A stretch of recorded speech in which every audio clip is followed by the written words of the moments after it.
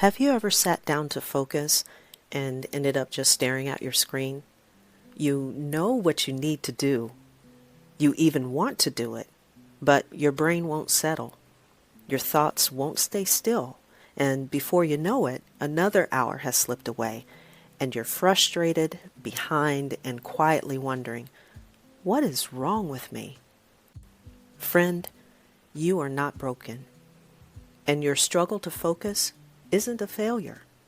It might be a signal. In this video, I want to help you hear what your focus is trying to say and how you can shift from shame to clarity with grace. I call it my everything's important and nothing's getting done season. I was teaching full-time, mentoring students, holding space for family, and trying to keep up with my own spiritual growth and creative projects. On the outside, I looked productive, but inside, I was scattered. I'd sit down to write something simple and end up frozen, staring at my screen. What I didn't realize then was that my brain wasn't failing me. I was constantly in response mode, jumping from one demand to the next without ever resetting. That fog, it wasn't from laziness. It was from lack of space. One of my students once came to me saying, "I think I have ADHD." She couldn't concentrate on her assignments and felt like she was falling apart. But as we talked, the truth surfaced. She was grieving, navigating transitions, and living in a noisy environment. She didn't need a new planner.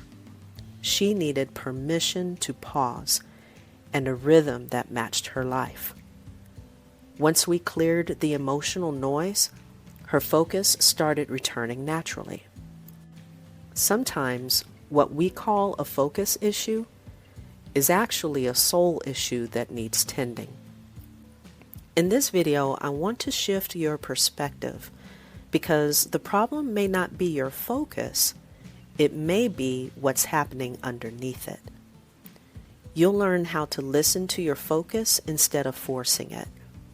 You'll walk away with practical tools and reflective questions, and you'll leave with a rhythm you can return to, not one you have to perform.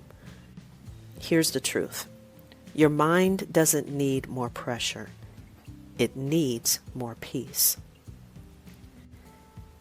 We've been taught to fix focus with hacks and discipline, but no productivity trick can override emotional overload.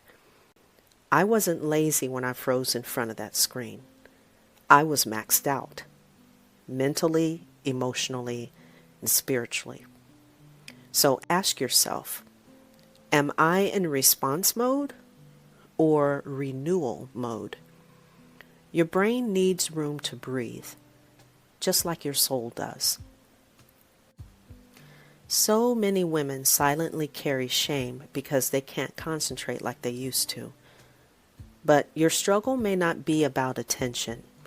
It might be about capacity. My student didn't need more effort.